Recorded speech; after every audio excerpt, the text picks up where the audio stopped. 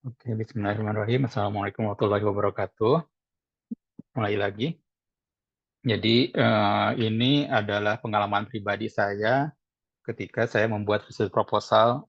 Kebetulan S2 saya di QT, Queensland University of Technology, itu Master by Research. Dan sekarang S3 saya jelas PhD di Griffith University. Ini nama saya Rizal Kino, saya PhD student di Griffith University. Saya juga HDR representatif di Griffith Business School.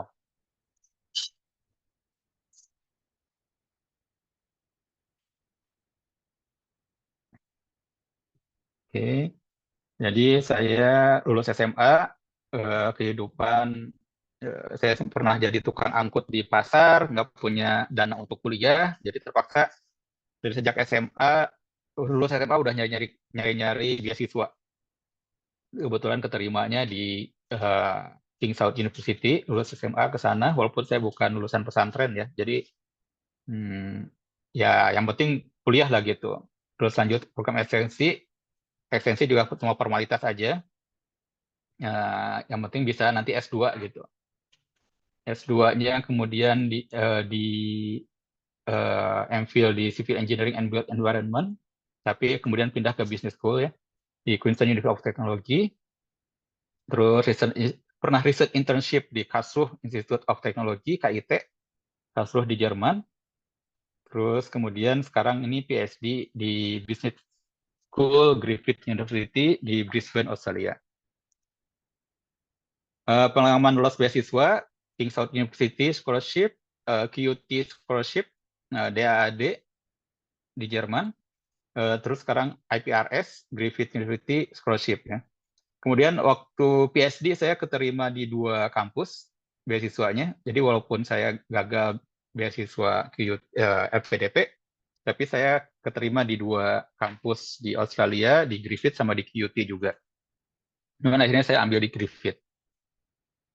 Pengalaman gagal beasiswa, LPDP 2 kali gagal, AS 3 kali, NZAS New Zealand 1 kali, Chevening 2 kali, terus beasiswa kampus berkali-kali. Jadi QT itu 2 kali gitu gagal, nggak salah. 1 kali gagal ya. Nah, disclaimer dulu, konten ini benar-benar hanya ini aja, hanya apa tuh? Hanya pengalaman pribadi, jadi bisa jadi cocok, bisa jadi nggak cocok. Karena saya latar belakangnya lebih ke sosial, lebih ke business school, mungkin kurang cocok untuk anak-anak, untuk teman-teman yang di teknik, atau mungkin yang di biologi, atau mungkin di yang lain ya. Nah, hmm,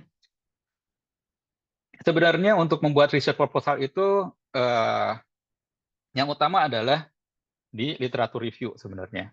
Di sini saya ngelihatnya banyak yang agak lemah di literatur review ketika misalnya saya nge-review esai teman-teman LPDP gitu ya. Karena mungkin saya nggak tahu apakah di S1-nya waktu S1-nya terlatih untuk membuat literatur review atau enggak gitu. Nah, tapi nggak apa-apa, lama-lama juga nanti akan terbiasa gitu. Nah, untuk memulai sebuah research proposal, yang pertama kali yang harus kita tanyakan adalah kita membuat riset apa sih? Gitu. Ketika kita membuat riset proposal itu, kita membuat riset apa? Apa riset kita? Sebenarnya yang penting itu, sebenarnya riset proposal itu terdiri dari 3 hal. Ontologi, epistemologi, sama aksiologi. Biasanya riset rasional itu adalah dasar atau alasan yang melandasi sebuah penelitian atau proyek riset. Jadi, mengapa penelitian ini atau proyek tersebut perlu dilakukan, mengapa topik itu penting, dan bagaimana hasilnya akan memberikan kontribusi atau manfaat dalam pemahaman kita terhadap suatu isu atau dalam pengembangan ilmu pengetahuan. Jadi, manfaat itu tidak harus dalam berbentuk kontribusinya ini nanti bisa berdampak bagi pedalaman, pedesaan, bla bla bla bla gitu kan. Belum tentu seperti itu kan. Tapi bisa jadi kontribusi itu dalam bentuk ilmu pengetahuan. Misalnya itu membuat teori baru, atau misalnya itu mendukung teori tertentu, atau membantah teori tertentu. Itu pun kan termasuk riset ya, termasuk penemuan gitu. Nah, itu terdiri dari ontologi, epistemologi, dan aksiologi. Ontologi itu mencakup pandangan tentang tentang apa yang ada di dunia ini, dari bagaimana fenomena tersebut dapat dikategorikan atau dipahami. Jadi ini yang melibatkan masalah, fenomena, variabel, teori, apa yang diketahui, dan lain-lain. Nah, terus epistemologi, bagaimana mendapatkannya ketika kita sudah mendapatkan masalah, terus kita melakukan penelitian. Epistemologi, bagaimana mendapatkan pengetahuan atau jawaban terhadap penelitian atau untuk mengungkap, untuk mencari pengetahuan dan apa yang dianggap sebagai sumber pengetahuan yang solid gitu ya, yang sah gitu. Ini termasuk metodologi di sini, metodologi penelitiannya, dan pendekatan yang untuk memahami dan menginterpretasikan data. Aksiologi, nilai-nilai kegunaan kebermanfaatan penelitian. Jadi penelitian itu harus memberikan nilai, kegunaan, dan kebermanfaatan. Gitu. Nah, riset rasional itu terdiri dari kenapa kita memilih topik itu. Itu kan harus ada yang mendasari kan. Kita harus menjelaskan kenapa kita memilih topik itu, apa yang kita inginkan untuk mengetahui dari topik itu, what do you want to know about this topic, terus seberapa menarik topik itu, terus apakah topik itu akan masih relevan, akan masih menarik sampai 5 atau 10 tahun ke depan. Ini nanti kita akan bahas gimana cara untuk melihat bahwa topik ini masih menarik sampai 5 atau 10 tahun ke depan. Teman-teman, waktu kemarin kita pandemi misalnya tuh, wah langsung penelitian tuh tentang pandemi gitu ya.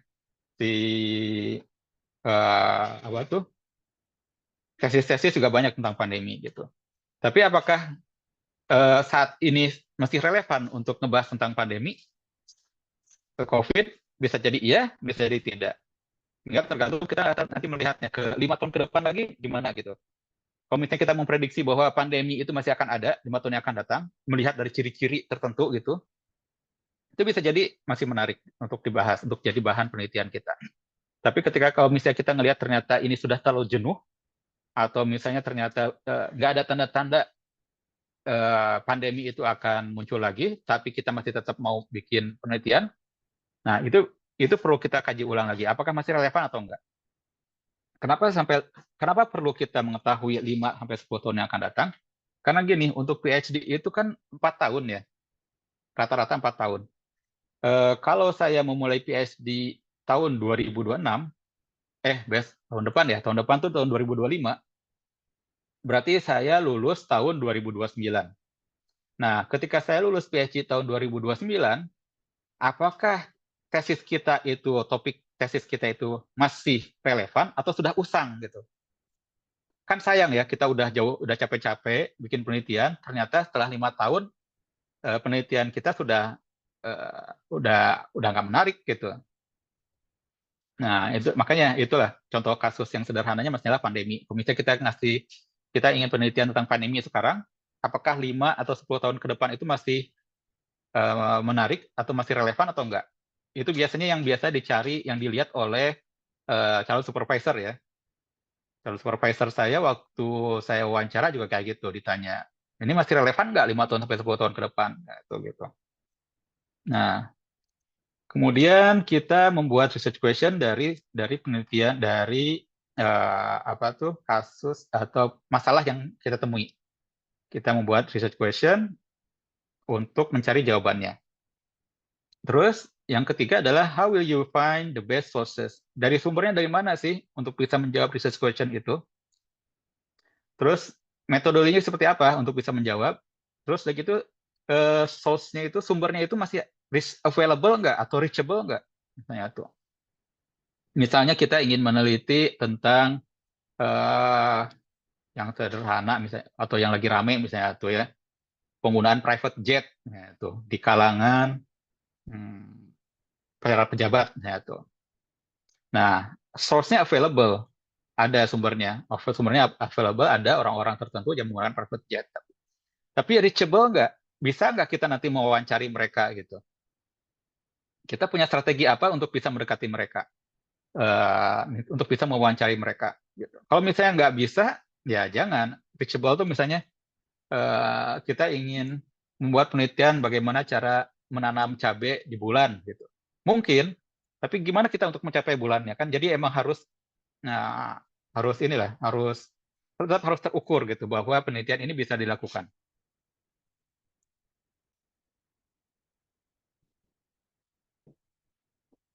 gitu.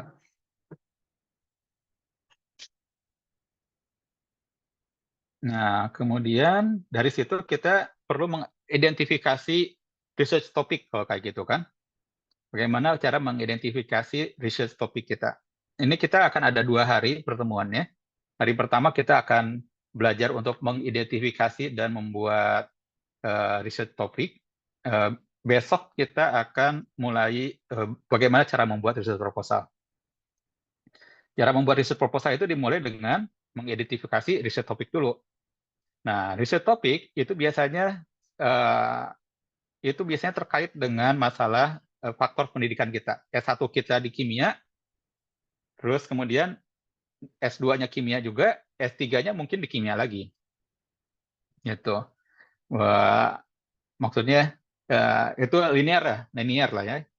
Jadi personal background kita itu akan mempengaruhi research topik kita. Kita akan memilih research topik apa gitu. Atau mungkinnya kita suka dengan research sesuatu. Misalnya, hmm, saya itu kan S1-nya tentang ilmu pendidikan ya, ilmu pendidikan. S2-nya saya itu di ini tentang co-working space. S2 saya tuh penelitian tentang co-working space. Kenapa tentang co-working space? Karena saya waktu selesai S1 itu kerja di Kota Cimahi. Saya itu kerjanya untuk pengembangan industri kreatif animasi sebenarnya. Industri kreatif animasi. Nah, akhirnya saya tertarik untuk bagaimana cara orang-orang yang para freelancer menggunakan ruang kerja. Jadi waktu itu kan lagi rame co-working space gitu kan. Nah, jadi kalau ada ketertarikan dengan riset tertentu, itu bisa jadi kita bisa mengidentifikasi topik apa yang cocok untuk riset kita. Atau dari employment. Employment tuh dari pekerjaan kita saat ini. Pekerjaan kita saat ininya, S1-nya misalnya eh, S1-nya, kemarin tuh ada S1-nya teknik kimia, S2 ya terus ngajar di manajemen. Akhirnya ngambil S2 manajemen, kan kayak gitu. Nah, karena faktor itu akhirnya ngambil S3-nya manajemen lagi. Ada yang seperti itu ya. Itu benar-benar nggak nyambung, tapi lolos jadi award di LPDP beliau. Nah, kemudian kita punya interest atau passion. Dari mana itu? Dari experience, pengalaman kita, atau contribution to the reward problem gitu. Jadi kita punya interest, teman-teman. Hmm, tadi ya, untuk PhD itu saya anggap ini teman-teman semuanya PhD ya. Kalau ada yang master, walaupun banyak yang daftar master juga, tapi kurang lebih seperti gini lah. Karena riset ini sesuatu hal yang cukup lama, jadi kalau kita nggak punya interest di situ, itu akan mudah jenuh gitu. Jadi topik riset kita itu usahakan emang sesuai dengan interest kita. Kita tertarik dengan topik itu, kemudian emang ada nilai kontribusinya. Apalagi kalau EPDP kan akan ditanyain, ini kontribusinya apa gitu kan untuk Indonesia, kan kayak gitu. Nah, setelah kita sudah menemukan interest kita di mana, topik kita di mana gitu, barulah kita menentukan topik yang kita emang suka dengan topik tersebut, kita cocok dengan personal background kita, dan visible. Visible ya emang bisa dilakukan topiknya itu. Jadi bisa dilakukan itu bukan berarti bahwa yang menarik dan kita suka itu, semuanya bisa dilakukan. Belum tentu enggak, karena kita harus sesuaikan lagi dengan timeline, dengan milestone-nya. Tahun pertama, tahun kedua, tahun ketiga, sampai tahun keempat. Itu pas nggak gitu? Biasanya kan yang sudah-sudah, yang dari, contohnya dari ini ya, dari teman-teman tailoring aja ya. Misalnya tuh riset proposalnya kan yang pengennya yang wow gitu. Seolah-olah semua pengen diteliti gitu kan. Tapi kan ternyata nggak visible, nggak pas dengan timelinenya. Ternyata eh, apa tuh, 4 tahun itu bukan waktu yang lama untuk melakukan riset gitu. Jadi kan seolah-olah kan ini satu topik mungkin bisa selesai dalam waktu 3 bulan. Topik yang berikutnya 3 bulan lagi. Tapi berikutnya 3 bulan lagi. Artinya dalam satu PhD mungkin bisa beberapa topik gitu kan. Akhirnya bisa mencakup semua. Ternyata nggak seperti itu. Tetap kita harus fokus gitu. Kita bukan lagi bikin skripsi yang semua ada di situ semua, karena memang berbeda kan ya. Skripsi itu memang luas gitu kan. Seolah-olah semua dibahas gitu. Terus S2 itu kemudian tesis S2 udah mulai mengerucut ke salah satu spesialisasi, dan untuk S3 benar-benar mengerucut sekali gitu. Jadi kita benar-benar harus lebih mengerucut lagi untuk jadi benar-benar kita expert di situ gitu. Nah, setelah kita menentukan topiknya, tadi kan dari personal background, berdasarkan pendidikan kita, atau mungkin berdasarkan riset kita, kesukaan riset kita apa, atau mungkin dari latar belakang pekerjaan, kemudian kita ada interest di situ, ada pengalaman kerja di situ, terus kita ingin memberikan kontribusi terhadap permasalahan yang ada, gitu kan. Kemudian kita akhirnya menentukan topik yang mungkin kita tertarik di situ, misalnya topik tentang gender lah, topik tentang apa tuh, mikroorganisme lah, atau topik tentang virus gitu. Kemudian emang cocok dengan personal background kita. Personal background itu apa yang tadi? Cocok dengan masa pendidikan kita, S1, S2 kita, riset kita, sama pekerjaan kita misalnya tuh, dan bisa dilakukan. Kemudian kita identifikasi broad discipline sama narrow discipline area gitu. Jadi broadnya apa? Broadnya itu kimia. Nah, narrow-nya apa? Mungkin ada satu khusus gitu, misalnya tuh ada salah satu apa ya, misalnya tuh salah satu unsur kimia atau atom yang mau kita teliti. Jadi udah bukan meneliti lagi semua semua semua rangkaian unsur-unsur kimia, tapi mungkin kita hanya meneliti salah satu aja.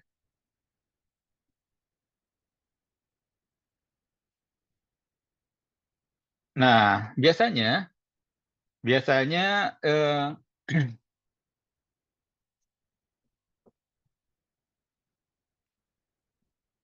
waktu saya S2 itu, untuk menentukan riset topik saya pakai kayak model Teh Ila kayak gitu. Teh Ila bikin mind mapping gitu. Mind mapping seperti ini. eh,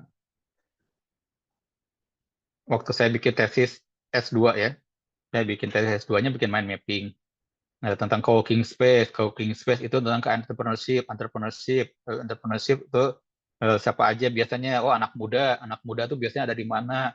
Di kampus. Oh, kampusnya itu seperti apa? Dukungan kampusnya seperti apa? Ekosistem kampusnya seperti apa? Terus gitu. Udah gitu modalnya dari mana? Modalnya dari mana? Penjualannya kemana? Penjualannya kemana? Udah gitu tuh pembelinya siapa aja? Nah, terus gimana jaringan networking mereka? Gimana cara mereka untuk berkolaborasi dengan yang lain? Banyak gitu dari ini tuh ya, dari mind mapping itu.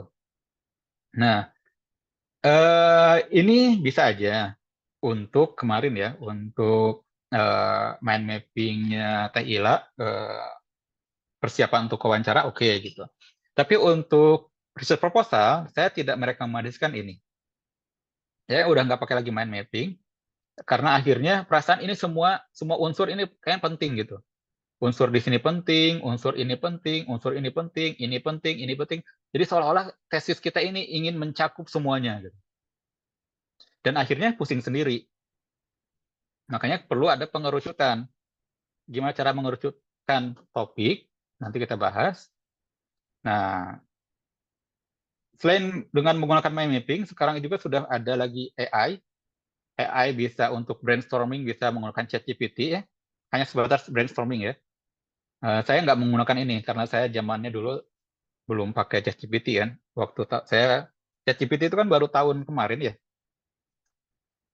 Saya mulai kuliah 2021, jadi belum ada ChatGPT. Jadi ya benar-benar harus banyak-banyak baca jurnal.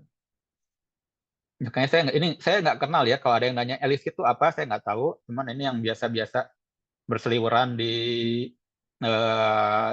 Instagram, timeline Instagram saya ada Paper Digest, Paper Connect, dan lain-lain. Teman-teman bisa gunakan ini hanya khusus sebatas brainstorming doang, tapi juga tetap harus hati-hati dalam menggunakan ini semua ya.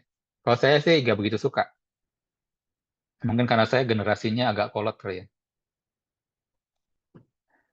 Nah, saya untuk menggunakan untuk mengerucutkan ide, saya biasanya menggunakan lingkaran.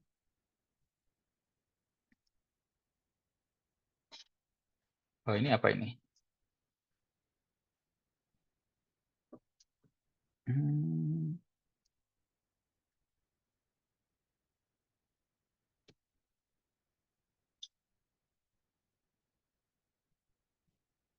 tunggu ya sebentar, saya stop share dulu.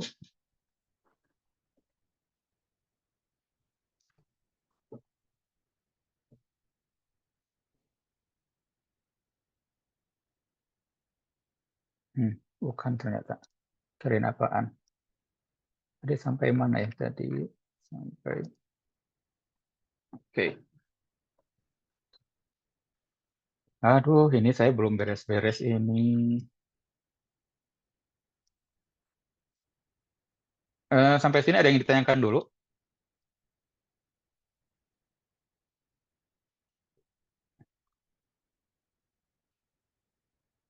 Tunggu ya.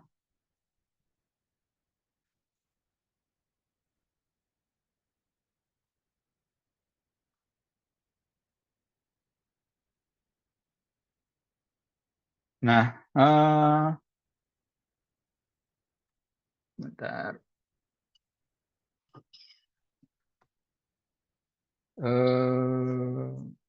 Ini mana tadi Zoom, share screen.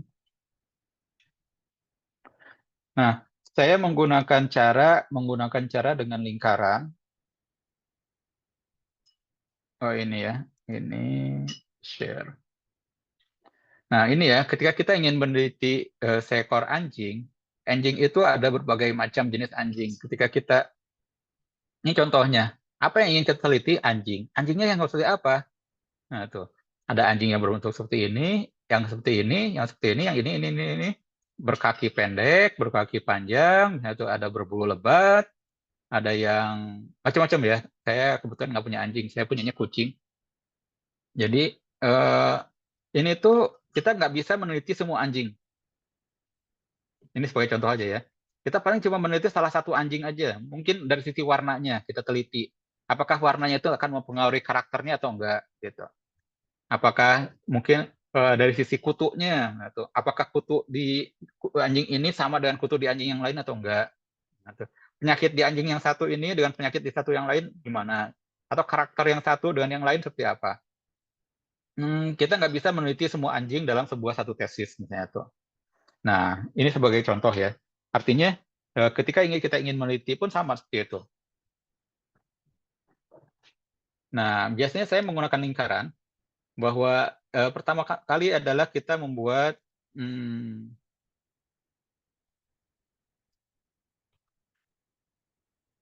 ini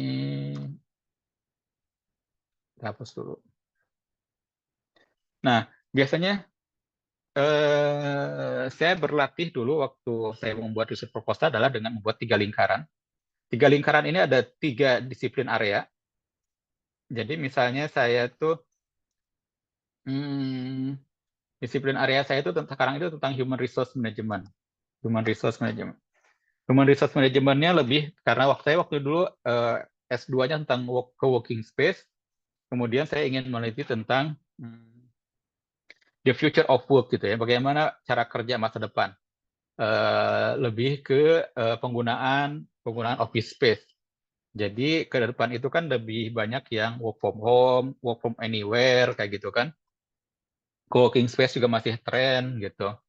Nah, jadi saya ingin meneliti tentang work from anywhere gitu ya.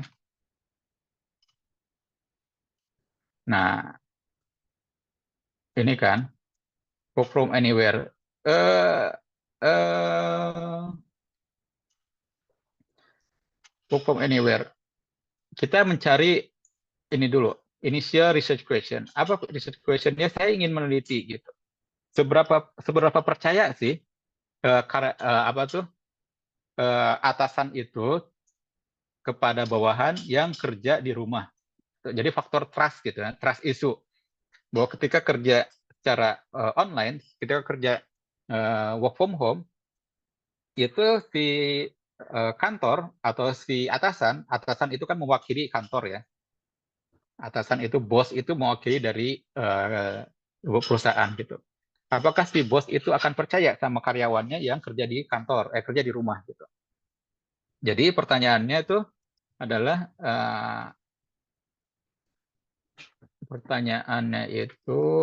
trust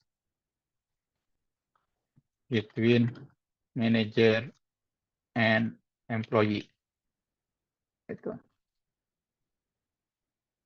Bagaimana trust itu dibangun atau mungkin merusak.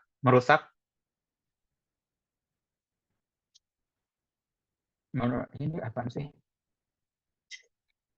Akibat dari trust between manager in work from anywhere gitu ya, misalnya tuh. Nah, saya biasanya bikin kayak gini, 3, dan ini saya letakkan di tengah. Nah, setelah itu, kita ada 3 lingkaran di sini. Lingkaran itu mewakili disiplin-disiplin area. Area apa aja? Misalnya itu tentang workspace. Kalau saya sih buatnya 3, itu tentang komunikasi. Komunikasi akan mempengaruhi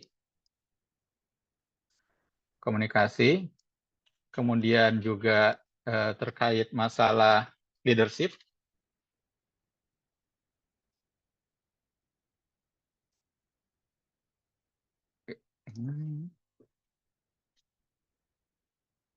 Komunikasi, leadership, dan pengaruhnya terhadap misalnya tuh leadership, relationship ya.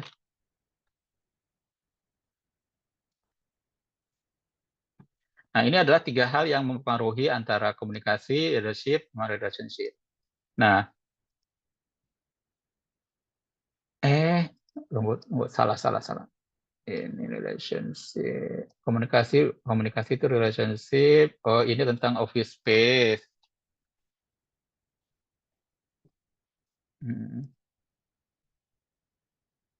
Atau misalnya new ways of working gitu ya. Nah, the future of work gitu. Nah, saya biasa bikin seperti ini untuk membatasi bahwa jangan sampai semua untuk membuat batasan disiplin area apa aja yang akan menjadi topik riset kita. Gitu. Nah, dengan seperti ini kita sudah bisa membatasi bahwa nggak semua topik itu harus kita teliti. Oke. Nah, dari sini kan ada irisan nih. Irisan-irisan ini adalah komunikasi dengan the future of work apa misalnya tuh. Komunikasi virtual. Komunikasi virtual. Ini tengah-tengah sini. Terus antara komunikasi dan relationship itu hubungnya dengan well-being. Dengan gimana relationship komunikasi yang baik atau buruk mempengaruhi terhadap kesejahteraan karyawan. Ya, tuh. Terus antara the future of work dengan relationship juga, ini komunikasi dan relationship. Ini misalnya fleksibilitas gitu. Nah, bagaimana fleksibilitas dengan adanya di sistem digital ini terkait dengan relationship itu akan memunculkan fleksibilitas dalam bekerja, gitu ya. Nah, dari sini kemudian kita buat lingkaran mana desain ya, insert smart.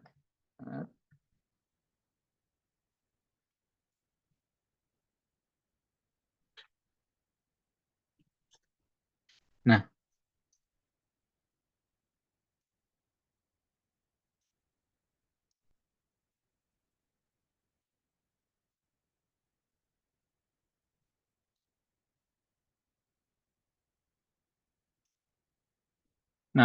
sekarang saya akan menentukan apa sih yang menjadi topik utama riset saya itu. Jadi ini kan topik utama itu kan the future of work ya. Makanya ini eh, ada di lingkaran pertama ini the future of work, ada komunikasi, terus relationship, fleksibilitas. Nah, ini saya bahasan pertama itu tentang the future of work.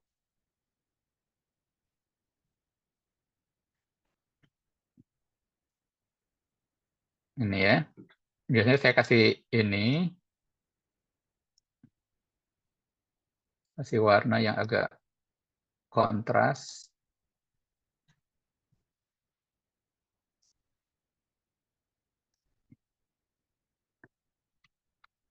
Terus dilanjutkan. Ini teman-teman bisa terserah mau ada berapa eh, lingkaran. Kalau saya 3 aja sudah cukup ya. Ini tentang komunikasi virtual, misalnya tuh.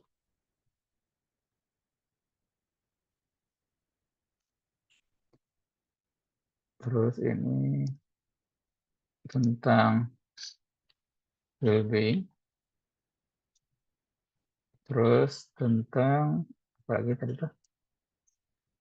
Fleksibilitas saya nggak masukin. Tentang trust issue. Nah, ini trust issue. Terus tujuannya untuk apa? Untuk identifikasi trust.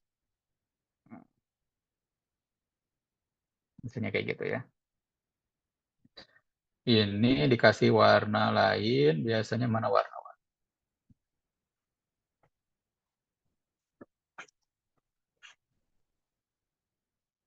Warna lain. Nah, seperti ini teman-teman, bahwa jadi akhirnya kita sudah mengerucutkan bahwa riset saya ya ini ya, riset saya itu sederhana tentang the future of work, bahwa ketika ketika ketika apa tuh bekerja di rumah atau bekerja dimanapun itu, bagaimana kepercayaan antara manajer dengan bawahan bisa terbentuk atau bisa dirusak gitu. Nah, dari the future of work adanya komunikasi secara virtual. Komunikasi virtual itu nanti akhirnya pengaruhnya apa terhadap well-being ya tuh ya. Well-being. Terus ini adalah ininya ya. Apa tuh? Research question-nya. Apa tujuan utamanya research M-nya di sini? Berarti ini research M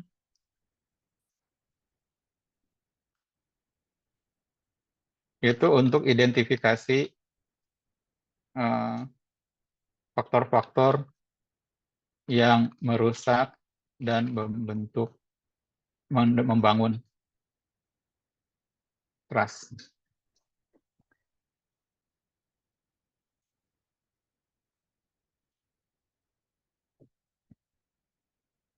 Nah, ini seperti ini. Ya, oke. Nah, jadi ini kita dilatih untuk membuat ini terus gitu. Dan kita nggak bisa satu hari, mungkin perlu 2 hari atau perlu 3 hari untuk membentuk ini dulu. Nah, jadi kita harus membentuk dulu kira-kira broad disiplin areanya apa aja sih yang nanti akan terlibat, yang nanti akan kita masukkan dalam tesis kita, dalam riset proposal kita.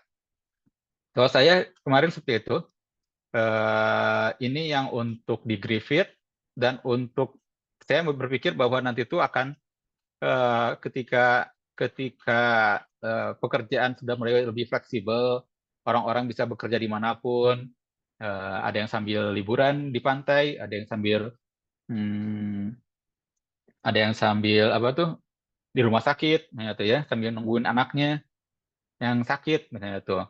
Nah, seberapa percaya sih atasan itu pada bawahan yang bawahannya kerja secara virtual? Nah, menurut saya itu isu yang masih akan terus berkembang gitu ya, masih menarik gitu sampai saat ini. Nah, akhirnya saya membuat proposal seperti itu. Jadi hal-hal yang kadang mungkin hal-hal yang sederhana yang mungkin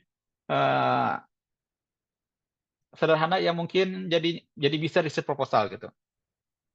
Eh, untuk yang ke QT, saya kan tadi kan bilang kan saya keterima juga di QUT, Queensland University of Technology, di Brisbane juga untuk PhD, dapat beasiswa juga. Nah, di QT itu saya membuat riset proposal itu karena saya nelpon istri saya waktu pandemi. Pada saat pandemi, saya nelpon istri saya, bukan nggak nelpon sih, cuma WhatsApp doang gitu ya. Saya WA, saya tanya gimana di kantor gitu. Kata istri saya tuh, wah sepi sekarang di kantor, banyak yang ini pakai hybrid kan, sebagian kerja di kantor, sebagian kerja di rumah karena pandemi katanya itu. Jadi di kantor sepi katanya itu. Nah, itu gara-gara kontakkan sama istri saya langsung punya ide tentang apa yang terjadi ketika orang-orang sudah mulai kerja secara fleksibel. Akan banyak ruang kantor yang tidak terpakai gitu kan pada saat nanti itu ya.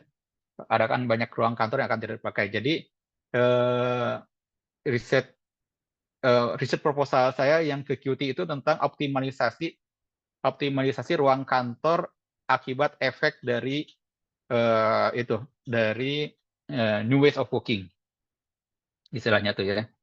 Dan itu lolos gitu. Jadi kan hal-hal yang sederhana seperti itu aja bisa gitu dibikin research question, dibikin research proposal gitu. Karena efeknya nanti kan mungkin bisa jadi berkembang ya. Berkembangnya misalnya penggunaan ruang kantor akibat adanya IKN gitu.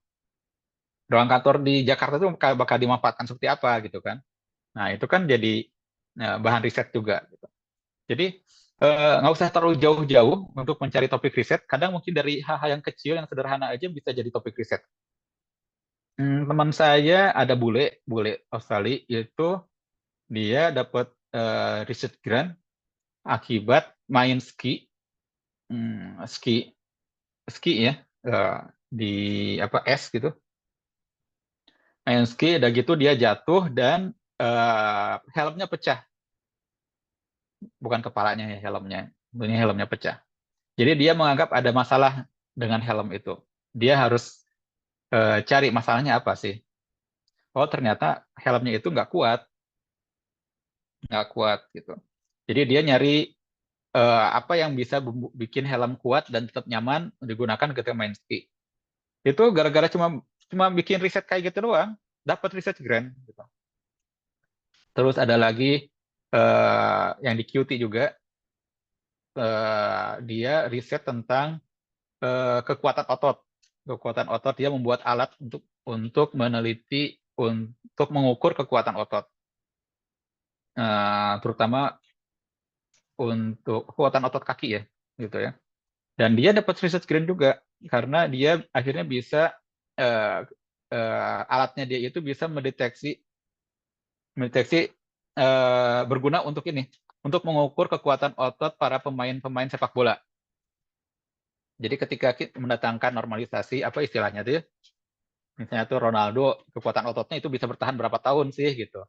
Sehingga itu kan bermanfaat kan ketika kita mau kontrak kontrak pemain-pemain dari luar untuk jadi pemain kita gitu. Nah, sampai sini ada yang ingin ditanyakan dulu. Jadi intinya sih gitu ya. Intinya untuk membuat research proposal itu kita, kalau saya itu dengan membuat lingkaran-lingkaran ini, apa sih? Teman-teman bisa bikin 3 lingkaran, teman-teman bisa bikin 4 lingkaran atau 5 lingkaran terserah. Tapi menurut saya yang idealnya itu tiga, dan ini menurut saya udah cukup untuk sebuah satu tesis gitu ya. Mungkin kelihatannya sederhana, tapi ya memang seperti itu. Sederhana juga tetap mendalam gitu ya. Komunikasi seperti apa yang harus saya bahas gitu kan. Komunikasinya virtual. Terus tentang dari sisi eh, di future outlook-nya apa aja, apakah faktor di rumah seperti apa, yang di pedesaan seperti apa gitu kan, yang di pedalaman di luar pulau. Kebetulan saya kemarin respondennya kan dari Sabang sampai Merauke ya. Yang dari Sabang seperti apa tanggapannya, yang dari Merauke, yang dari Papua seperti apa gitu kan, itu kan berbeda-beda ya. Mereka punya cara pandang yang berbeda gitu. Bagaimana mempengaruhi well-being-nya, kebahagiaannya dia gitu. Hubungan antara atasan sama bawahan seperti apa. Kan terus tuh banyak sekali yang bisa digali dari sini kan. Nah, jadi awal-awal kita batasi dulu lah. Kita buat 3 lingkaran. Kalau Teh Ila itu tentang demam berdarah. Demam berdarah. Saya waktu itu yang nge-review juga ininya, research proposalnya. Bahkan saya kasih 3 lingkaran kayak gini waktu itu tuh. Teh Ila tuh. Saya diskusi sama Teh Ila, bikin 3 lingkaran. Dan sekarang itu akhirnya untuk PhD-nya itu katanya dia nggak pakai 3 lingkaran, tapi malah 2 lingkaran. Jadi udah jadi jadi 2 lingkaran aja udah ini udah bikin pusing katanya tuh. Apalagi kalau 3 gitu ya. Ya, mungkin beda ya. Beliau kan di ilmu matematika kan, matematika epidemiologi. Kalau saya ilmu sosial, kalau ilmu sosial mungkin bisa 3 atau 4 lingkaran gitu. Nah, seperti itu teman-teman. Jadi tidak semua harus masuk dalam sebuah tesis kita. Biasanya yang suka masuk ke dalam segala macam masuk itu biasanya ini tidak berarti salah ya. Biasanya untuk topik-topik yang bertema tentang ekosistem. Ekosistem itu seolah-olah semua terlibat dan semua harus masuk gitu. Beberapa beberapa research proposal yang saya review tentang ekosistem pasti terjebak dengan itu ya. Terjebak dengan semua ini harus masuk dalam research proposal gitu. Tapi ada juga sih teman yang pakai research proposal, teman yang pakai tesisnya tentang ekosistem dan baik-baik aja tapi ya, karena mungkin masih digiring gitu sama si supervisornya. Nah, untuk sampai sini sebenarnya udah selesai untuk hari ini 1 jam, dan untuk besok kita akan membahas tentang bagaimana sih mencari literatur untuk oh belum ya, belum.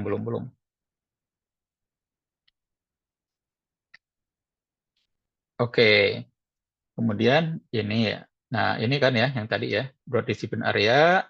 Nah, research question-nya apa? Kita research M-nya apa? Dari research question itu kita tujuannya apa sih? Kita ingin, kalau saya ingin mengidentifikasi faktor-faktor yang merusak dan membangun kepercayaan. Gitu ya. Nah, ini broad-disciplinary faktor. Oh, ini siapa ini? Kanila ya. Nah, itu. Nah, ini. Nah, kemudian kita batasi topik riset tadi ya, membatasi topik riset, broad discipline area. Ini refer ke educational background biasanya kalau misalnya yang linear gitu, based on your interest, berdasarkan apa yang kita minati, sama atau mungkin something new I want to learn, sesuatu hal yang baru yang mungkin yang kita ingin pelajari gitu.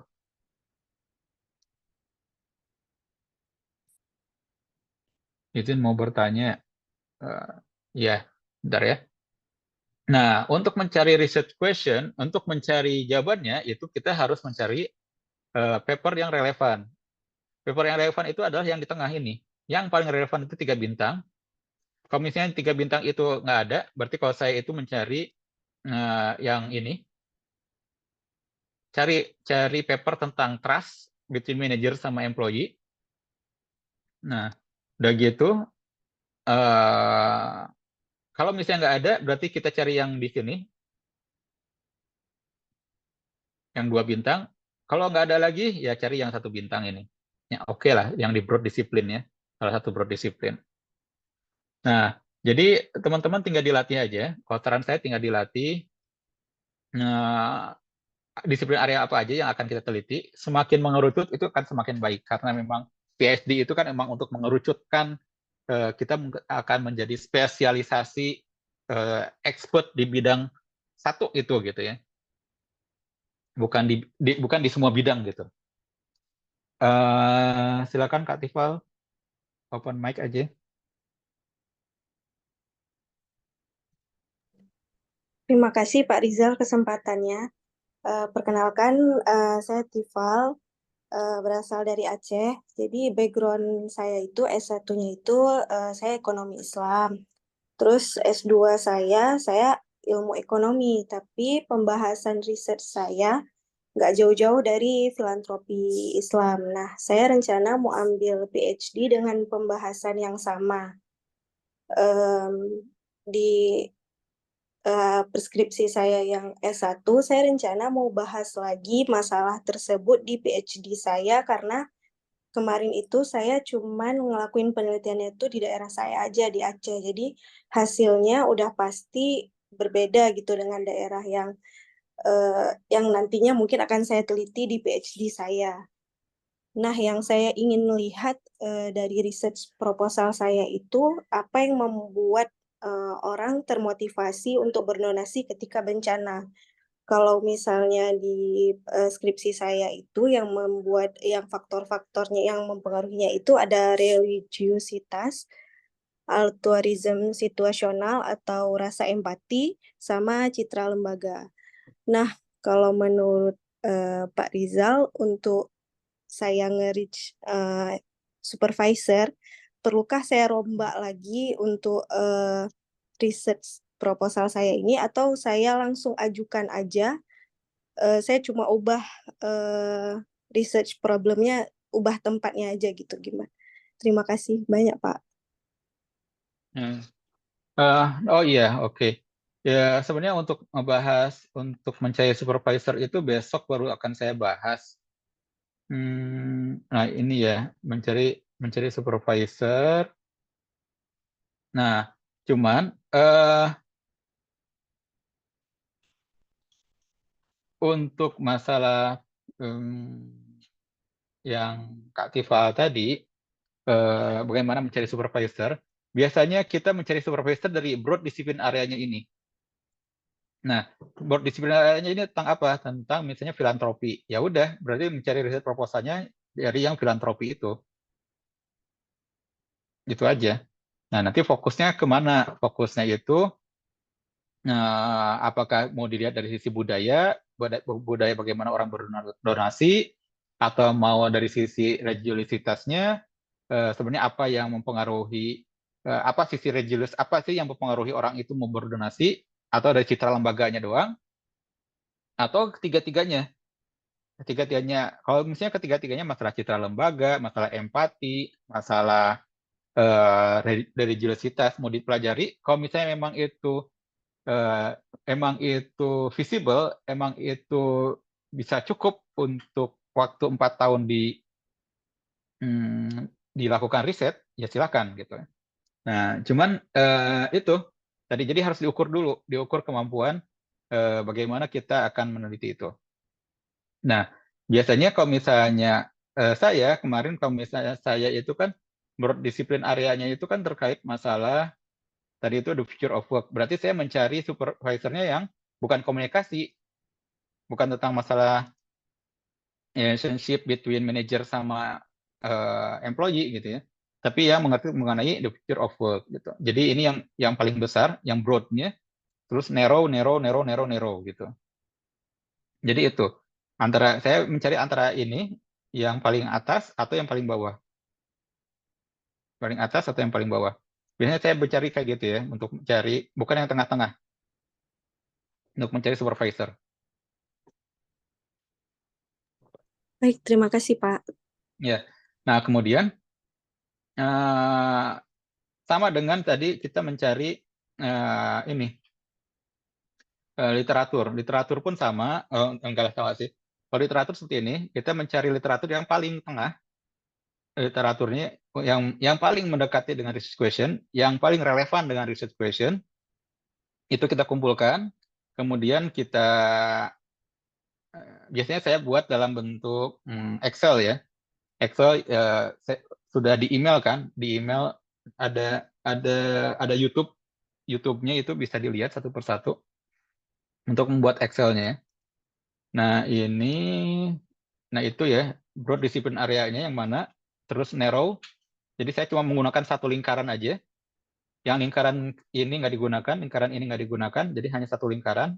Ini nanti akan menentukan supervisor mana yang mau kita cari, akan menentukan jurnal mana yang mau kita tuju nanti, kalau misalnya kita membuat paper. Terus narrow area, very narrow, core topiknya di sini. Jadi kita mencari jurnal yang paling relevan dengan core topik. Kemudian research M-nya tujuannya apa sih? Gitu. Nah, kemudian kita mencari literatur yang relevan ya. Mencari literatur yang relevan itu menggunakan strategi Boolean. Mungkin teman-teman sudah banyak yang tahu tentang Boolean. Bentar ya. Saya coba praktekkan. Hmm.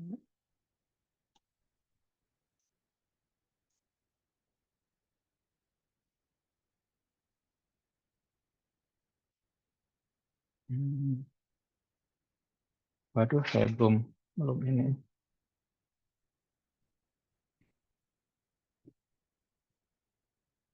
Silakan kalau misalnya ada yang mau ditanyakan dulu, sambil saya coba.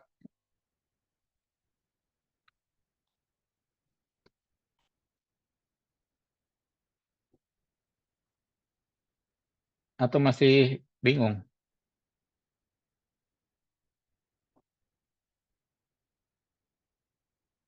Oke, Scopus.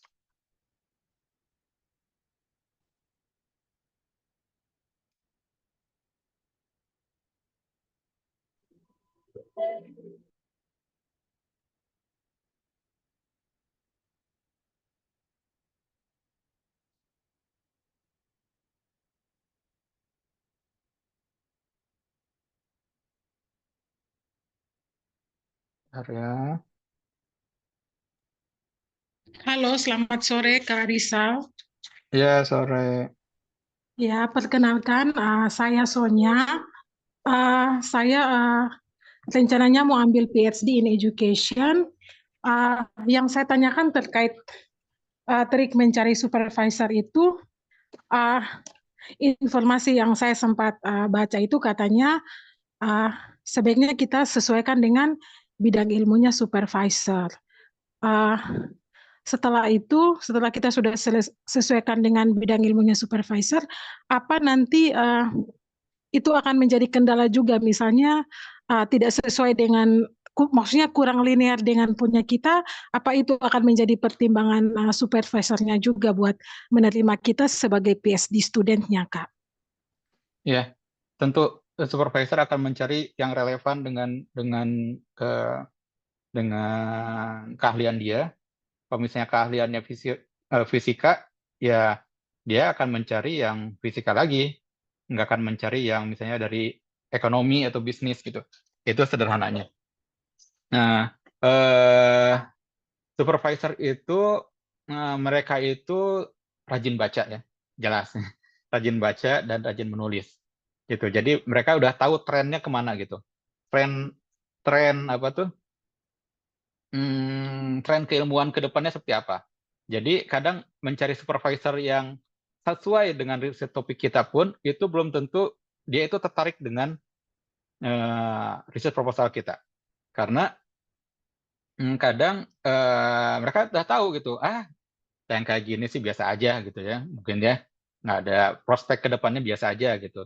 Atau dia memang sibuk, misalnya itu dia memang sibuk dan udah penuh slotnya gitu, slot untuk PhD studentnya. Eh, akhirnya tidak apa namanya, akhirnya tidak membalas email kita atau misalnya gitu. Nah, jadi memang kalau mencari supervisor memang harus yang sesuai dengan topik riset kita. Itu harus itu. Karena gini, untuk LOE PhD itu termasuk lama. LOE PhD itu termasuk lama, ada yang sampai 3 bulan itu belum keluar, ada yang sampai 4 bulan belum keluar, ada yang 2 bulan keluar, beda-beda gitu. Karena biasanya si supervisor kadang mungkin melihat ini ada potensi ini, tapi masih harus direvisi lagi. Kita akhirnya disuruh untuk revisi riset proposal. Kok harus direvisi sekarang? Nggak diterima dulu aja gitu kan? Kan nanti juga kan kalau misalnya udah jadi PhD student, pasti revisi lagi. Sederhananya kan seperti itu. Jadi kan aslinya kan nggak seperti itu juga. Aslinya itu nanti itu riset proposal kita dikirim ke kampus, submit gitu. Itu biasanya nanti ada panel yang akan menilai lagi di luar supervisor. Benar nggak student ini tuh relevan, cocok dengan si supervisor ini? Lab-nya cocok nggak dengan lab yang ada di kampus, gitu. Dan itu semua diteliti. Nah, ini ya, jadi checklist gitu. Makanya akhirnya lama. Udah gitu tuh ada workstation-nya nggak? Atau ada hub-nya nggak? Kantor office-nya ada nggak gitu? Kalau misalnya kursinya, meja kita udah penuh dipakai sama student lain, berarti kita agak kesulitan. Itu semua jadi faktor-faktor yang akan jadi penilaian kenapa si LOE untuk PhD itu agak lama gitu. Nah, jadi memang harus mencari yang benar-benar relevan dengan dengan topik riset kita. Semoga dapat membantu. Silakan Kak Akib. Ya, baik, terima kasih.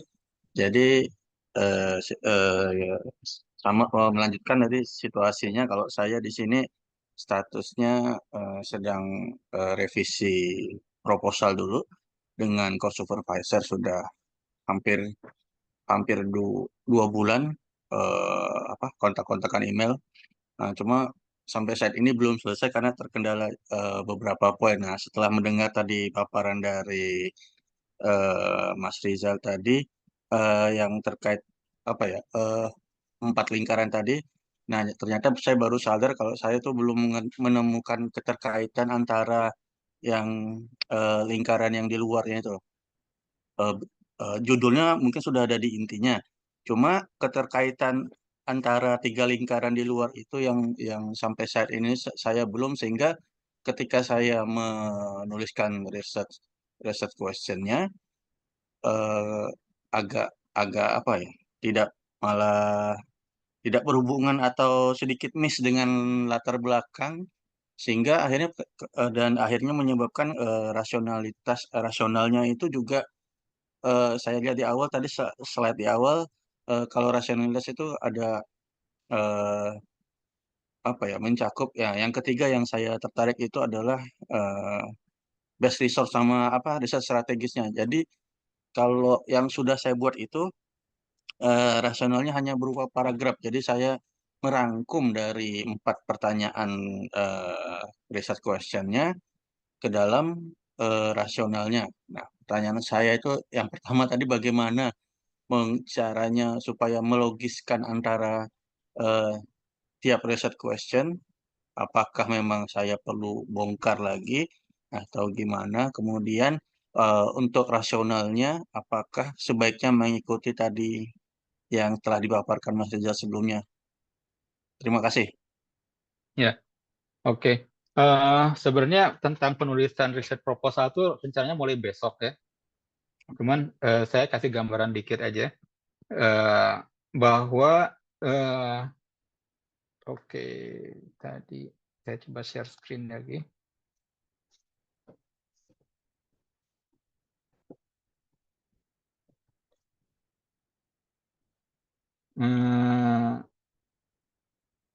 Ini kan tadi itu ya, buat 3 lingkaran ini kan, Mas Akib. Iya. Jadi kita membuat 3 lingkaran untuk membatasi bahwa ruang lingkup riset kita itu di 3 itu, nggak kemana-mana gitu, nggak oleng ke kiri ke kanan lagi gitu. Maksudnya itu supaya kita fokus di situ. Jadi kalau misalnya karena kita mau jadi expert di situ ya, expert di bagian trust. Kalau saya expert di bagian trust between manager sama employee itu di apa gitu. Nah, Mas Akib juga seperti itu. Jadi faktor-faktor apa aja sih yang mendukung ini semua? Ada mungkin komunikasi, future of work, relationship. Kalau mungkin ini masalah culture, mungkin ini bisa jadi orang yang pengen mengaitkan dengan masalah kultur budaya memasukkan itu gitu ya. Ada yang lagi mungkin ini pengen memasukkan leadership gitu kan, kayak tadi ya misalnya tuh bebas lah itu ya. Cuman yang fokus utama saya broad disiplin areanya adalah the future of work. Nah, kemudian kita batasi ini, kemudian kita mencari, nah mencari apa tuh? Mencari literatur. Jadi mencari literatur. Yang pertama kan kita udah ingin mengidentifikasi kan, mengidentifikasi faktor-faktor yang merusak dan membangun kepercayaan. Terus gimana kita untuk menyusun riset proposal kita untuk mencapai research question ini, untuk mencari identifikasi faktor-faktor ini. Nah, yang paling utama, yang paling penting adalah dengan membaca. Itu nggak ada tawar-menawar lagi. Bahwa untuk membuat riset proposal itu yang penting itu membaca. Baca jurnal sebanyak mungkin. Nah, gimana cara baca jurnalnya adalah supaya nggak terlalu kemana-mana, itu dengan yang tadi ya, baca jurnal yang paling mendekati ke core topik kita gitu ya, research question kita. Nah, makanya gimana cara mencari jurnalnya? Nah, disinilah saya baru mulai masuk ke sini, mencari literatur yang relevan. Itu pakai Boolean strategi.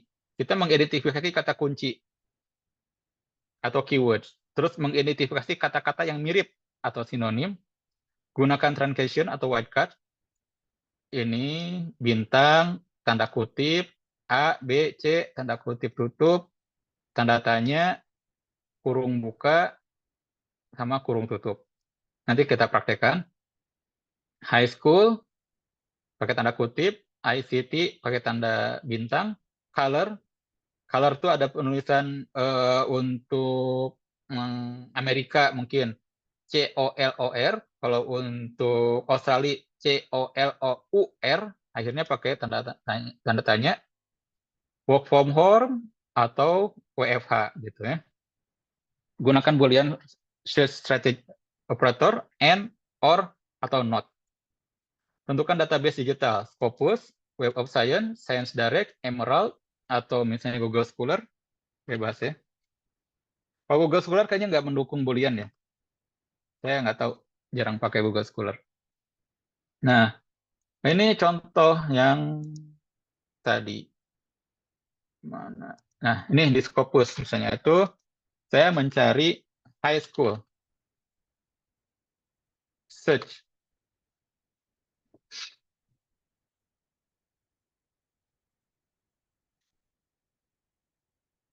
Ada berapa? Ada 350.000 dokumen tentang high school, high end school. Tapi ini akan berbeda kalau misalnya kita pakai tanda kutip.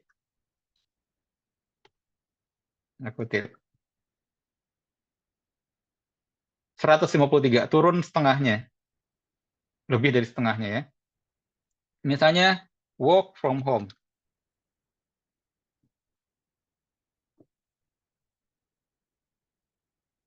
104.000 jurnal tentang work from home. Tapi kalau misalnya kita pakai tanda kutip,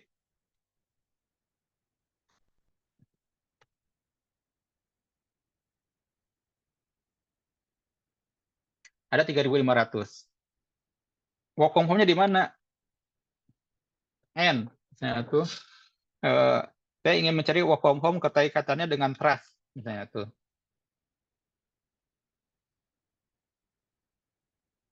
Dapat 107. Nah, jadi dari sini kan udah kelihatan kan 107.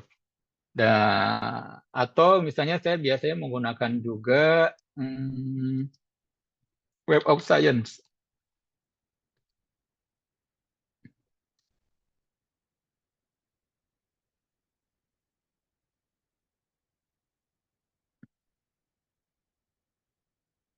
Web of Science, loginnya, aduh ini harus pakai login. Library Griffith. Ini maaf ya saya menggunakan ini, mungkin teman-teman ada yang agak kesulitan.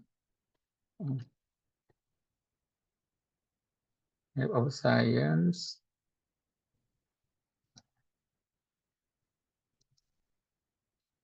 Nah, biasanya saya itu patokannya di Web of Science atau itu atau mungkin Emerald juga boleh atau Springer bebas untuk mencari dokumen-dokumen yang paling relevan dengan riset kita. Misalnya ini Ovid, misalnya tuh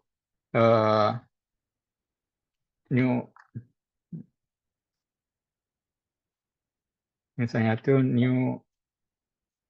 ways of working. Ini ada 126.000. Tapi kalau misalnya dikasih tanda kutip,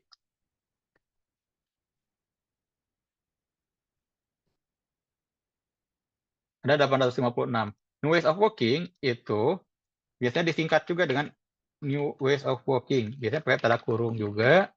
Ini perlu latihan ya, perlu latihan Boolean, tanda kurung, tanda kutip. Nanti bisa tahu sendiri. Saya juga kalau nggak latihan nggak akan ngerti juga.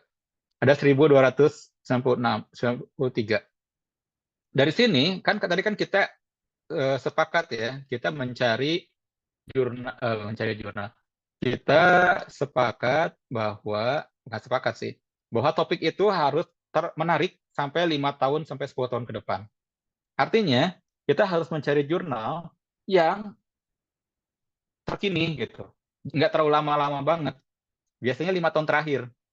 5 tahun terakhir di sini ada tahunnya. Kita klik 1, 2, 3, 4, 5. Refine. Nah, 5 tahun terakhir itu tentang new ways of working itu ada 532. 532. Terus bentuknya apa? Artikel atau proceeding paper, kita hanya mencari yang artikel aja. Artikel itu jurnal. Jurnal ada 440. Turun kan? Nah, turun. Terus kita batasi lagi. Kita pengen mencari, ini 440 nggak mungkin kita baca semua ya, kecapean. Kita tambahlah dengan masalah trust. Trust, karena satu kata doang, itu nggak perlu pakai tanda kurung, tanda kutip, atau lain-lain ya.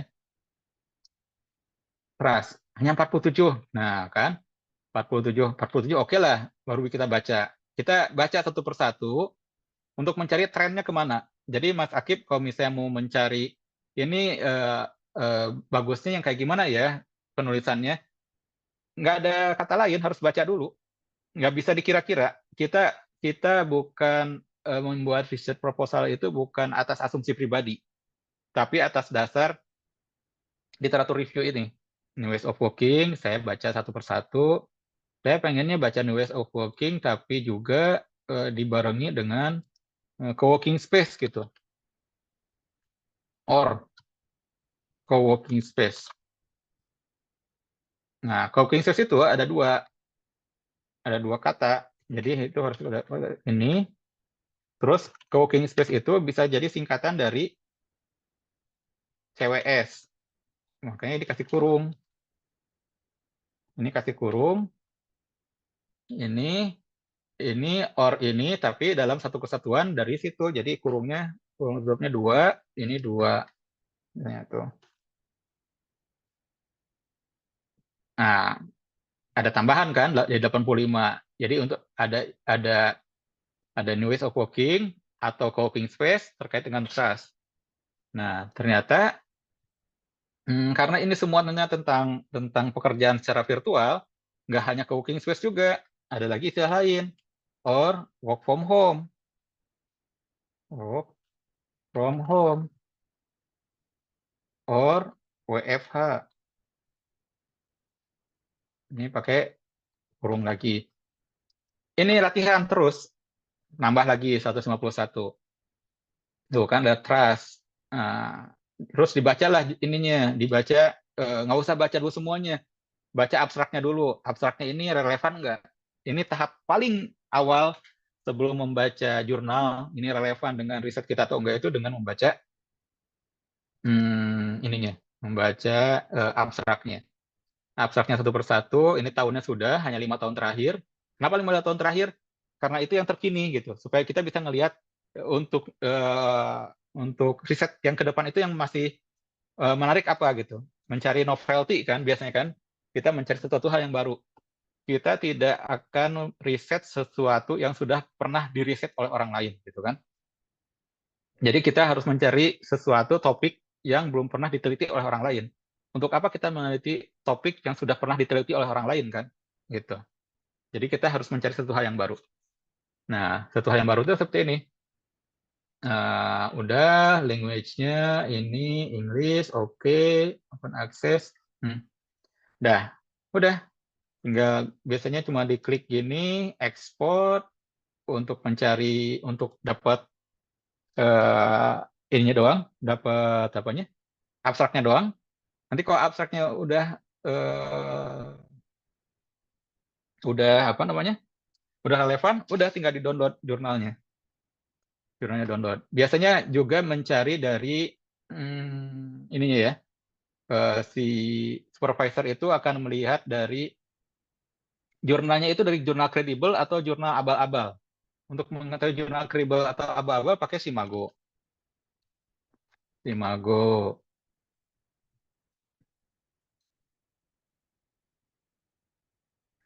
Ini misalnya Journal of Working Place Learning.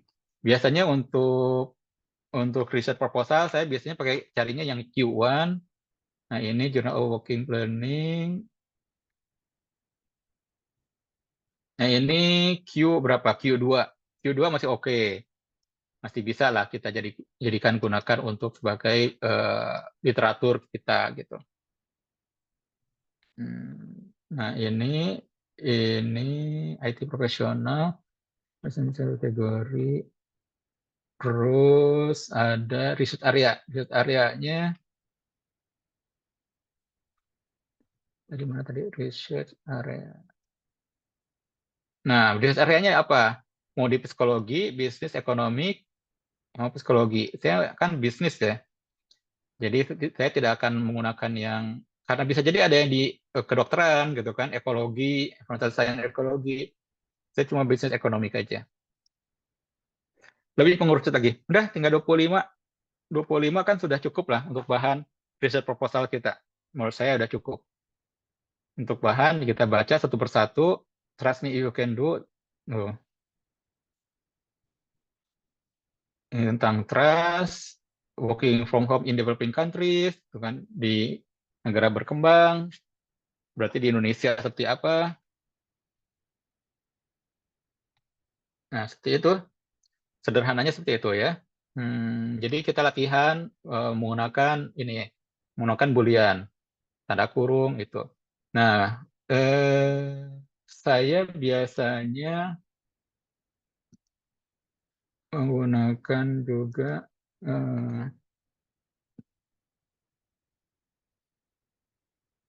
tunggu bentar ya, yang di kolom chat nanti saya baca.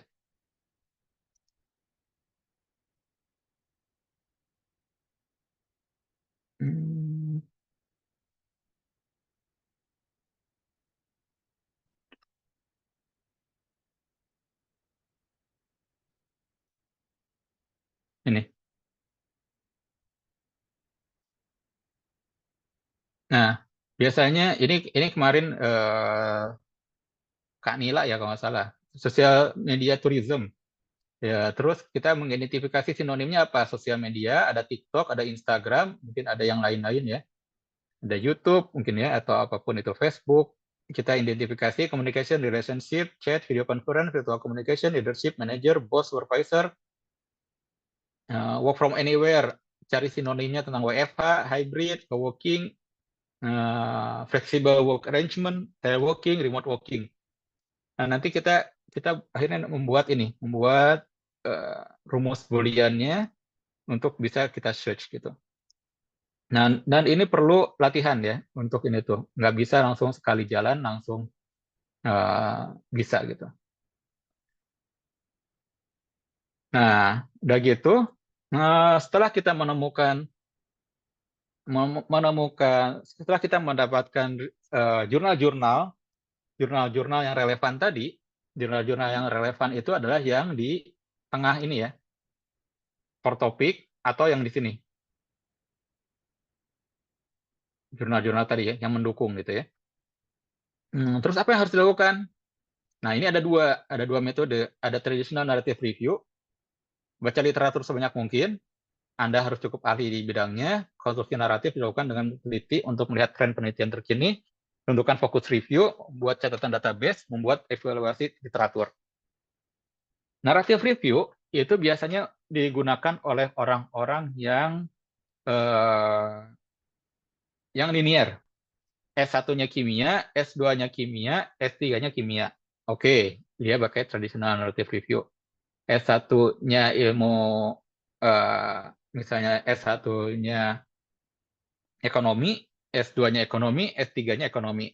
Dia punya pengetahuan dasar tentang ekonomi, akhirnya dia sudah banyak baca tentang ekonomi dari sejak S1, S2, kemudian S3-nya. Akhirnya dia membuat riset proposal berdasarkan secara naratif gitu. Jadi dia sudah cukup ahli di situ. Dengan itu kan dia udah bisa melihat tren, udah bisa melihat tren si penelitian seperti apa, punya kemampuan seperti itu, bisa menentukan fokus review-nya seperti apa, membuat catatan database, kemudian membuat evaluasi literatur. Sedangkan kalau saya itu kan S1-nya ilmu pendidikan agama Islam, PAI ya, S2-nya entrepreneurship, S3-nya human resource management. Jadi loncat-loncat gitu, cross major gitu. Saya menggunakan metode yang sedikit karena saya tidak punya dasar tentang entrepreneurship, saya juga tidak punya dasar tentang co-working space atau tentang work from home gitu, atau tentang human resource management. Akhirnya saya menggunakan semi systematic literature review karena jadi akhirnya karena itu cara yang menurut saya cukup lagi ngetren sekarang ini. Jadi ngetren walaupun kadang agak oleng juga.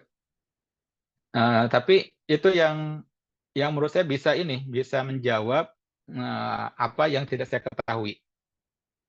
Ini lebih kokoh, komprehensif, caranya dapat diduplikasi, aturan inklusi, dan inklusinya literaturnya jelas, cocok untuk lintas jurusan. Nah, ini yang naratif biasanya seperti ini, contoh report. Jadi baca buku apa aja, baca jurnal apa, seperti apa, dan ini contoh report systematic literature review. Saya ada contoh. Misalnya di sini.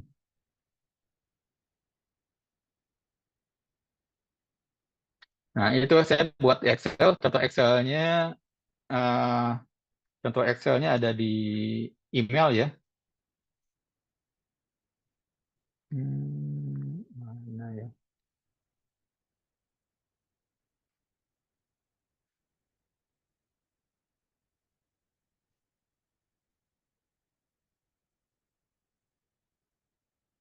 Nah, ini saya tiap baca jurnal, karena kemampuan otak saya itu terbatas, kemampuan mengingat saya itu terbatas, atau teman-teman.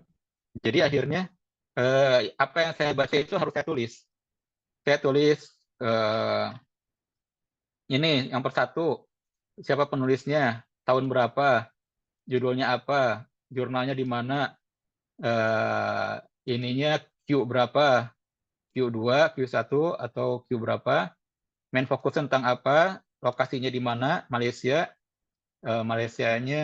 Malaysia termasuk apa, developing atau developed country, termasuk negara berkembang, case study-nya seperti apa, research question-nya nggak ada di sini. Jadi nggak semua jurnal ada research question-nya ya. Ini menggunakan tipe datanya apa? Kuantitatif atau kualitatif atau mix. Ini relevansinya di bagian apa? Produktivitas dengan tesis saya gitu. Relevansinya di bidang apanya? Konteksnya tentang apa?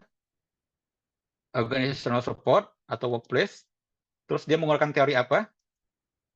Ini teori job demand resource. Terus metodenya pakai apa?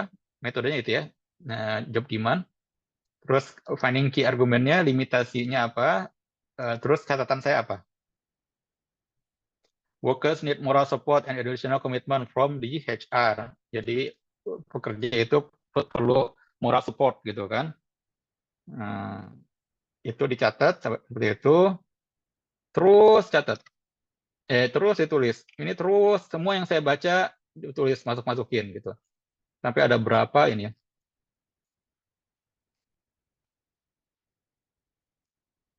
Tuh, beginilah bacaan saya gitu ya. Terus masukin gitu. Nah, nanti ini tuh nanti kalau misalnya udah kayak gini tuh nanti akan memudahkan kita untuk memasukkan ke si riset proposal.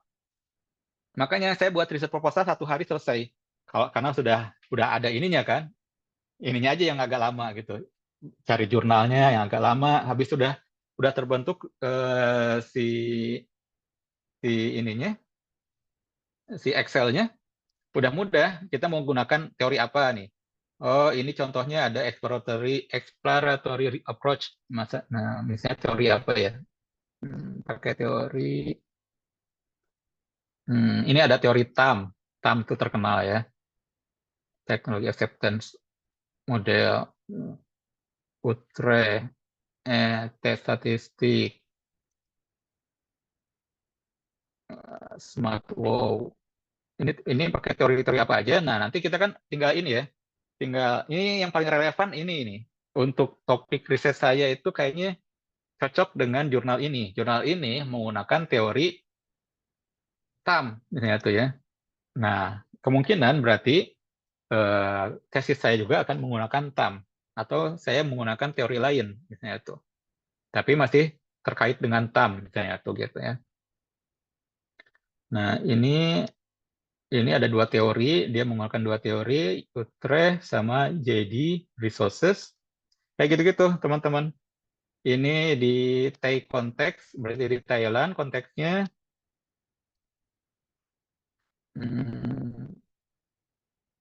Nah, kalau sudah kayak gini kan akan memudahkan nanti ketika kita di bab 2 ya. Bab 2 itu tinggal comot-comot aja.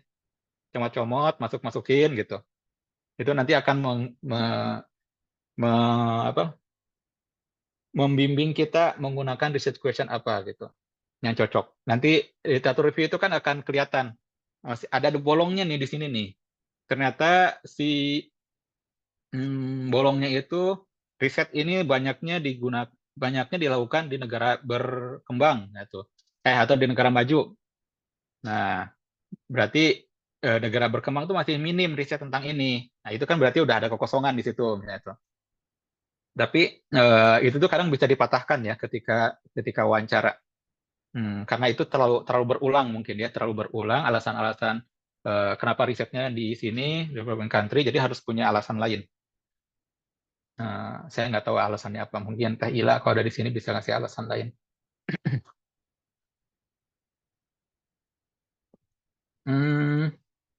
Kita coba lihat. Nah, ini email. Nah, teman-teman bisa buka di sini. How to write. Ini saya udah kasih emailnya ya. How to write.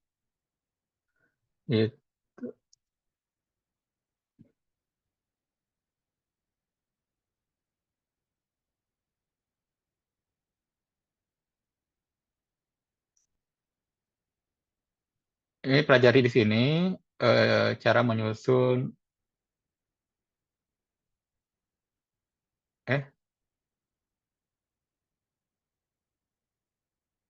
Tunggu sebentar. Nah ini, dia juga ngasih ngasih file Excel-nya kalau nggak salah. Jadi tinggal pelajari aja ini caranya.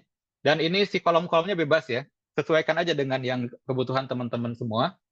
Eh, dan ini menurut saya bagus gitu. Saya mengadopsi dari sini untuk gimana cara masukkan ke Excel. Konteksnya apa, key finding-nya apa. Ini konteks, kalau saya dimasukin juga, oh ini teorinya, dia mengeluarkan teorinya apa, konteksnya di apa, gitu. Nanti kan kita nggak bisa mengeneralisir sesuatu ya. Kayak tadi yang di Aceh itu, Kak Tifa, ini konteksnya di Aceh, bisa jadi berbeda dengan konteksnya di Jawa Barat. Nah itu kan. Kita nggak bisa mengeneralisir bahwa work from home itu sama semuanya. Konteksnya mau di Amerika atau mau di Asia itu sama, kan nggak bisa. Itu ada faktor-faktor lain yang mempengaruhi. Seperti itu, sedikit lagi. Nah ini ya, sudah sampai situ. Nah, sudah. Besok kita akan membahas tentang membuat proposal risetnya sampai mengenai cara mencari supervisor. Silakan kalau ada yang ingin tanyakan dulu.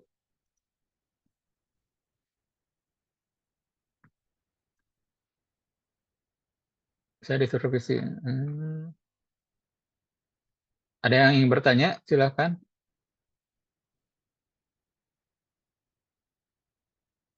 Oh iya, untuk template ada di email ya. Di email di bagian link Zoom. Ya.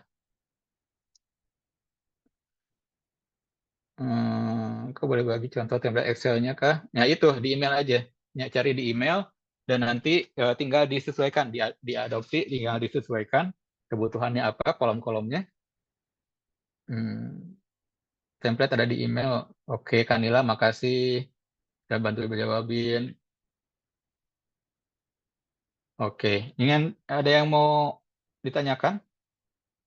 Keburu maghrib ya, untuk di Indonesia. Kalau di sini sih udah mau jam 9 malam. Besok kita akan bahas mengenai cara membuat research proposal. Jadi tadi ya, pertama itu saya ulang lagi. Yang pertama itu tadi untuk review sedikit.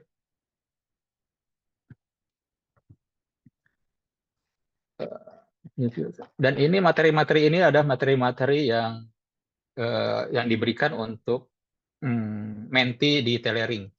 Jadi sebelum Teh Ila tadi malam ngisi, itu sudah ngisi duluan untuk menti. Dan kalau untuk menti biasanya lebih interaktif ya, kayak jawab berulang-ulang berkali-kali. Ada yang belum ngerti, minta lagi, zoom lagi, zoom lagi, zoom lagi. Jadi tadi diulangi bahwa untuk riset proposal itu harus ada ontologi, epistemologi, aksiologi, realitasnya seperti apa, bagaimana pengetahuannya seperti apa, metodologinya apa. Kita menemukan masalah, menemukan fenomena, teori apa yang mungkin meragukan, yang mungkin jadi masalah, yang mungkin jadi problem, riset problemnya seperti apa. Kemudian kita mencari jawaban, solusi terhadap masalah itu, epistemologi. Dengan cara apa? Metodologinya apa? Untuk bisa menjawab permasalahan tersebut, mencari solusi itu. Kalau sudah kita menemukan jawabannya, terus jawabannya itu untuk apa? Ada manfaatnya enggak? Gitu kan? Kegunaannya apa? Signifikansinya apa? Gitu. Kontribusinya apa? Untuk itu tuh penelitian kita itu. Kalau nggak ada kontribusi ya ngapain juga kita bikin riset itu gitu. Harus ada kontribusi. Ontologi, epistemologi, aksiologi. Ini kalau misalnya nanti jarang ada yang ditanyakan. Saya belum pernah dengar waktu wawancara LPDP ada yang nanyain ontologi, epistemologi, aksiologi. Gitu. Nah, itu bahwa ini topik harus relevan menurut saya dari 5 sampai 10 tahun ke depan. Jadi setelah kita lulus tetap masih relevan. Kemudian kita mengidentifikasi topik itu dari personal background kita, dari masalah S1 kita, S2 kita, mungkin teman-teman di BRIN mungkin dia pernah riset tertentu, kemudian risetnya belum selesai, ingin dijadiin tesis S3-nya, gitu. Atau mungkin dari masalah pekerjaan. Terus kita punya interest di situ, passion dan interest gitu. Karena riset ini cukup menjenuhkan ya. Aduh, saya itu lebih suka ngurusin tailoring dibandingkan ngurusin tesis aslinya. Jadi untuk bikin satu paragraf aja itu udah malesnya minta ampun gitu. Masih senang ngobrol sama Kak Nila atau Teh Ila gitu. Nila, Ila, Kak Randy dibandingkan mikirin tesis tuh. Kabar baiknya, alhamdulillah hari Senin tesis saya rampung. Senin besok, jadi Senin besok saya udah ngirim tesis saya ke editornya. Jadi mudah-mudahan bulan depan saya udah bisa submit tesis. Makanya mau main dulu pulang ke Bandung ketemu sama mau ada bikin apa tailoring gathering. Jadi harus benar-benar kita punya passion di situ, kita ketertarikan di situ. Jangan sampai kita nggak suka dengan riset itu gitu.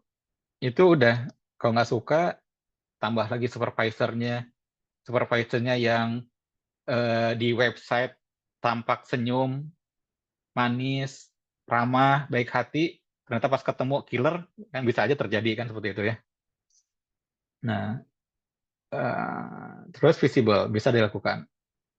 Terus kemudian kita mengidentifikasi riset disiplin saya gitu ya. Dan ini biasanya berawal dari sini, mind mapping, kemudian kita ambillah salah satunya gitu. Bagian sininya atau mananya. Menggunakan AI untuk brainstorming itu dipersilakan. Kemudian kita bikin ininya, bikin apa namanya, fokus areanya, batasan topiknya. Ini batasan topik seperti ini. Kita menentukan research question-nya apa, tujuannya apa. Kita tentukan research question-nya apa. Kenapa research question itu? Ada tujuannya untuk apa sih research question itu? Untuk mencari faktor-faktor yang menentukan penyebab apa, misalnya itu. Untuk mengidentifikasi apa, gitu ya. Ini untuk research question, saya biasanya bilangnya initial research question ya, bukan research question beneran gitu. Dari situ kita sudah dapat core topiknya apa, terus mencari literatur yang relevan, cari sinonim-sinonimnya. Untuk mencari sinonim kadang kita perlu baca 2 atau 3 jurnal yang relevan dulu, nanti biasanya akan menemukan kata-kata baru gitu ya, yang sinonim gitu. Ketika saya mencari ke working space, saya menemukan kata new ways of working. Ketika saya membaca jurnal tentang new ways of working, saya menemukan kata work from home. Oh, itu mungkin sinonim gitu. Terus ada remote working. Oh, ada lagi sinonim lagi. Ada teleworking. Oh, sinonim lagi. Ada work from anywhere. Oh, sinonim lagi. Terus dikumpulkanlah sinonim itu. Nah, ini pengumpulan sinonim ya. Masih banyak sebenarnya sinonim-sinonimnya gitu. Sinonim-sinonim. Oke, Boolean. Kemudian ya tadi, pakai kalau naratif kita punya dasar. Kita cukup ahli di bidangnya karena punya dasar ilmuwan. Kalau saya menggunakan ini, semi ini. Kemudian ini contoh Excel-nya kayak gitu ya. Nah, begitu teman-teman. Ada yang ingin tanyakan? Atau ada yang sudah menulis di kolom chat?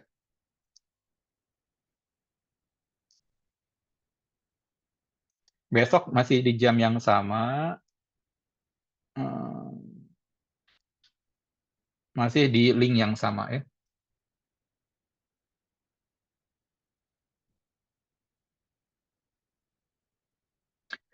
Silakan kalau misalnya mau latihan dulu, misalnya besok, sekarang ada waktu nih latihan bikin lingkaran-lingkaran itu, 3 lingkaran, kira-kira mau memasukkan sosiologi, ekonomi dengan religiusitas, itu ya. Sosiologi, ekonomi dengan religiusitas terkait masalah filantropi, misalnya itu. Religiusitasnya apa? Misalnya itu terkait dengan salah satu ayat tertentu, misalnya itu. Terus misalnya ekonominya apa, terus misalnya sosiologinya apa, faktor budayanya, faktor apanya gitu. Bikin 3 lingkaran itu. Terus dibikinlah topik-topiknya apa, dikerucutkan lagi. nanti bikin 3 piramida terbalik itu arahnya kemana. Besok bisa kita diskusikan. Proposal saya terkait teacher autonomy, yang mana saya lihat dari situ salah satu artikel supervisor yang saya tuju. Tapi pas wawancara LPDP interviewer yang bilang kalau topik itu sudah odd. Kira-kira saya perlu cari topik baru dan ganti supervisor atau tetap dengan topik yang sebelumnya? Kalau sudah menemukan supervisor, nggak usah ganti topik. Workshop ini cocok untuk yang belum mendapatkan supervisor. Jadi kalau sudah dapat supervisor, supervisor sudah setuju dengan proposalnya, udah nggak perlu, maksudnya nggak penting-penting amat untuk ikutan workshop ini. Karena apa? Karena nanti setelah jadi PhD pun pasti itu berubah. Si riset proposal tuh. Jadi daripada ganti topik lagi, apalagi kalau sudah Kak Sonya udah jadi awardee ya, awardee LPDP, selama itu sudah awardee, ya sudah.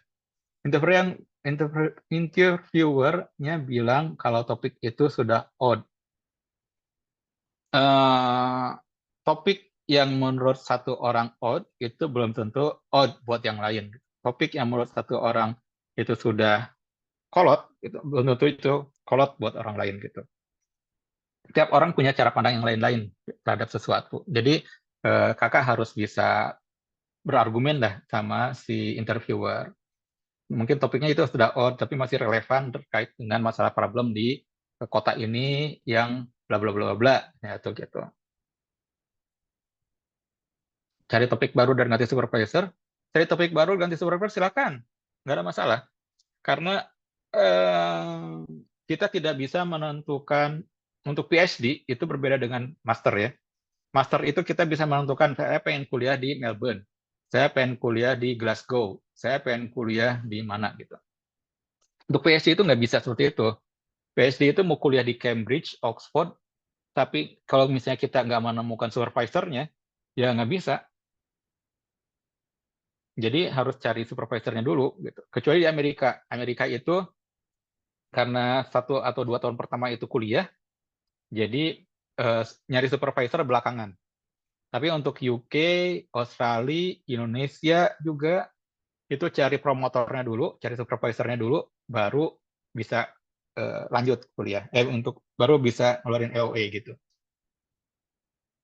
Jadi kita nggak bisa menentukan, saya pengen kuliah di Edinburgh gitu. Terus-terusan nyari supervisor di situ, tapi nggak nemu-nemu, ya nggak bisa untuk PhD itu. Jadi harus menemukan supervisornya dulu.